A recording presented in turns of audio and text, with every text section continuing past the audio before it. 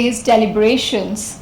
With those powerful insights fresh in our minds, let us seamlessly transition into our very first official session of the day. Ladies and gentlemen, it is now my distinct privilege to introduce the visionary architect behind this entire movement. We welcome to the stage a leader widely recognized as a true catalyst of change in an era of global uncertainty. A distinguished expert on the geopolitical landscape who brings immense clarity to shifting international dynamics, connecting global progress directly to India's national priorities. His fearless editorial leadership and bold summit curation have consistently challenged entrenched power structures, spotlighted governance gaps, and elevated journalism into a powerful instrument of societal transformation.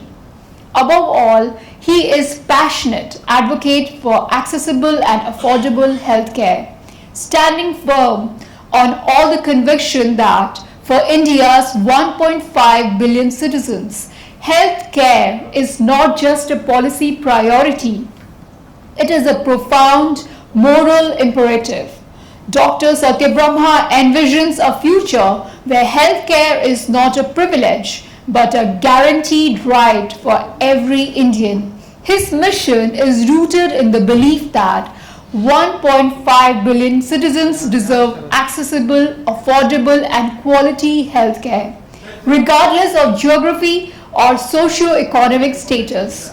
Ladies and gentlemen, to deliver the official welcome address, please get ready to welcome the Chairman Editor-in-Chief of Network 7 Media Group, Dr. Satya Brahma.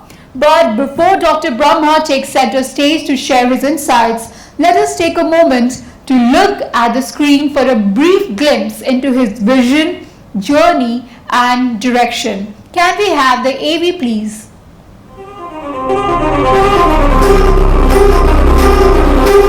In a nation of 1.5 billion souls, healthcare is not a privilege, it is a lifeline.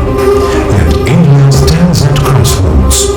Policy paralysis has stalled progress.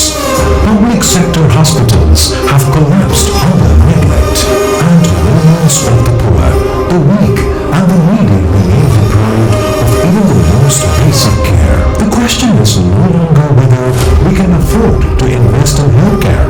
The question is whether we can afford not to.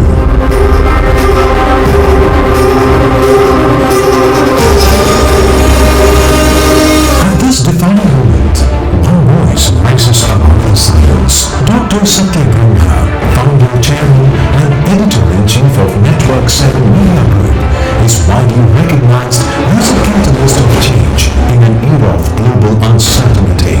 Through fearless editorial leadership and bold summit curation, he has challenged entrenched power structures, spotlighted governance gaps, and inspired reform. His vision transforms journalism and leadership discourse into instruments of societal transformation.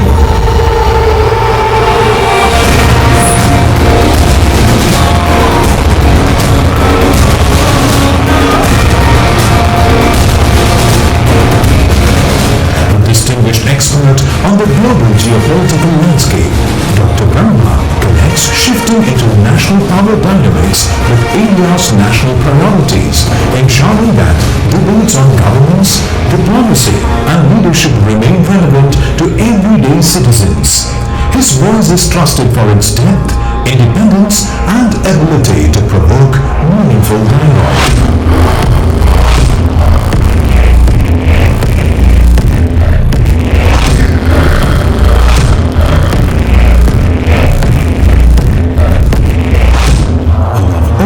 Dr. Brahma is a champion of healthcare for 1.5 billion Indians.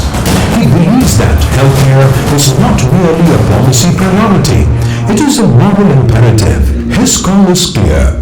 India must invest far more in healthcare infrastructure and services to safeguard dignity, equity, and resilience.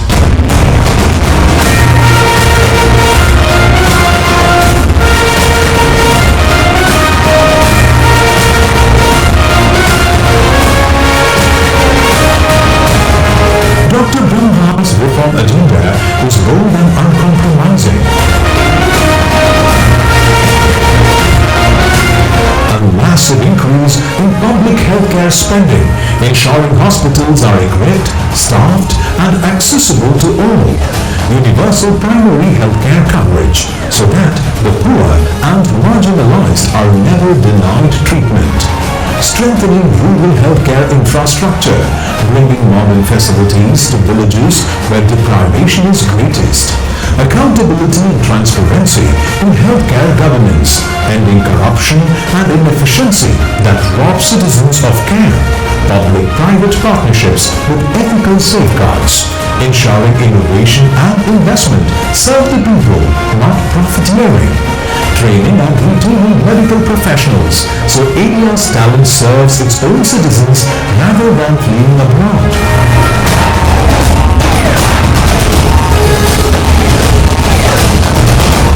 For Dr. Brahma, healthcare is the foundation of trust, the driver of innovation, and the guarantor of global impact. His vision is clear. India must act now or risk betraying the dignity of its people.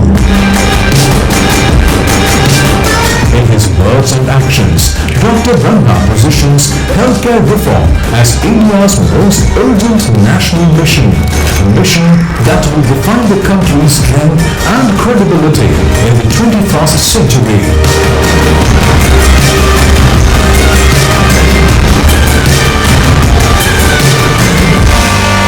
Ladies and gentlemen, please welcome a fearless reformer, a visionary leader, and a relentless advocate for accessible and affordable healthcare, Dr. Satya Brahma.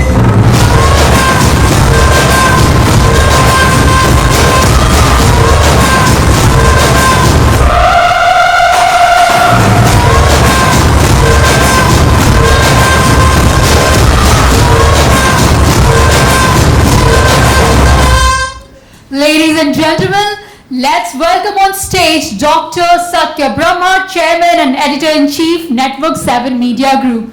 Dr. Satya Brahma.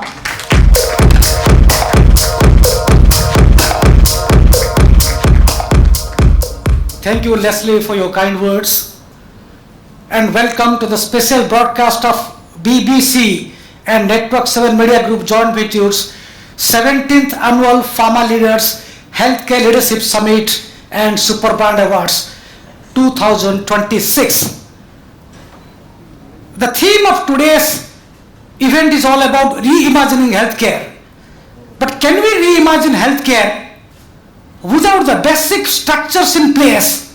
The basic structures in the place, what I mean, is not about announcing programs, it's not about announcing policies. Can we implement these policies into the practice? When we talk about a legislation and when we talk about an announcement which gets converted to a bill, then being rolled out, does it reach to the 64% of Indian population who live in villages and who live in those remote areas? Are there any hospitals? Are there any doctors?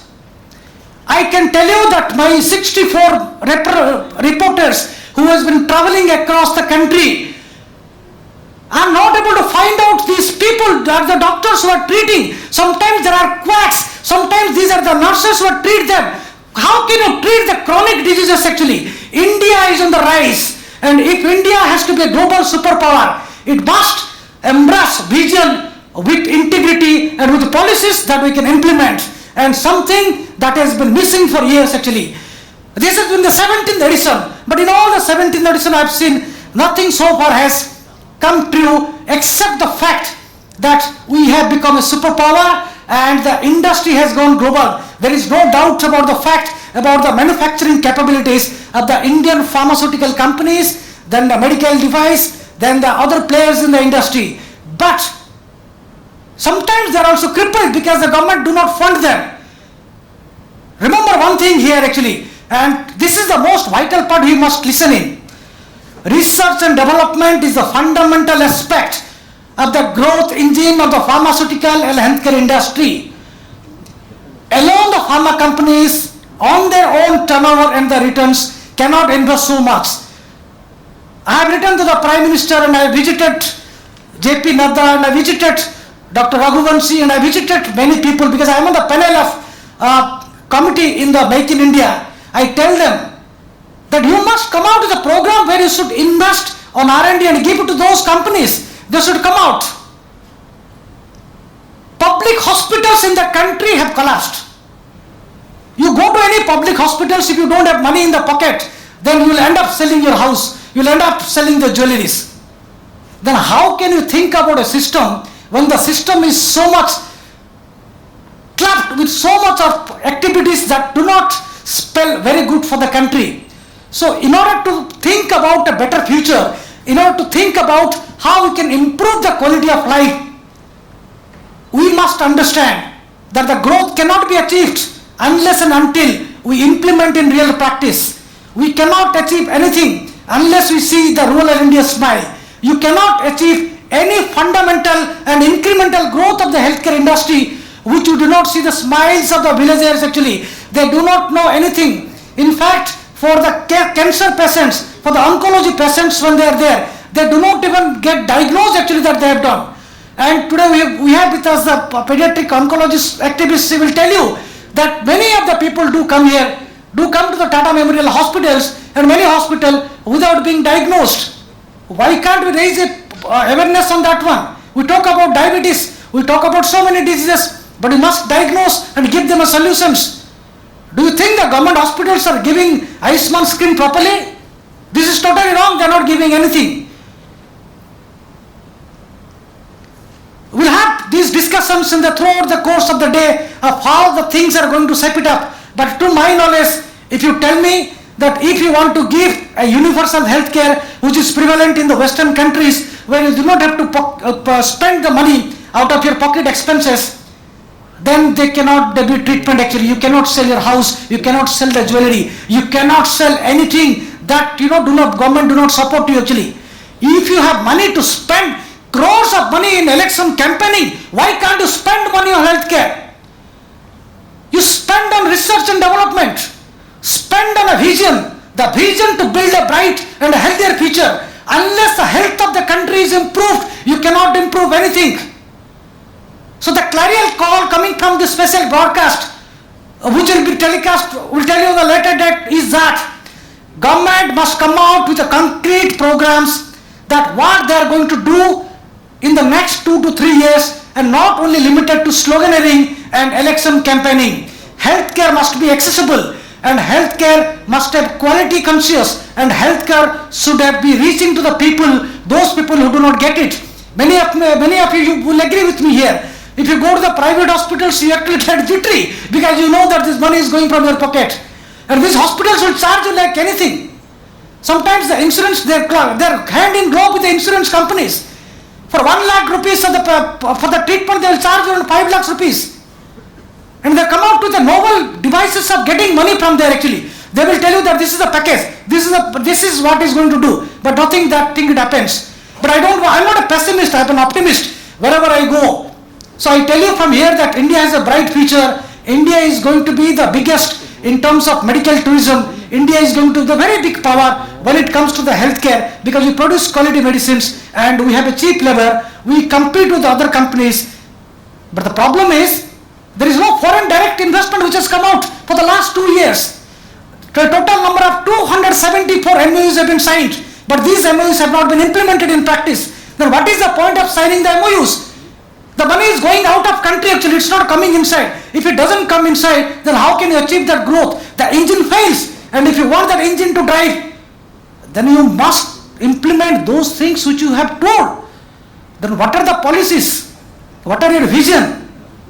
The vision therefore should be a healthier India, and we all must come forward to realize this dream. Thank you very much for your patient hearing, and thank you so much.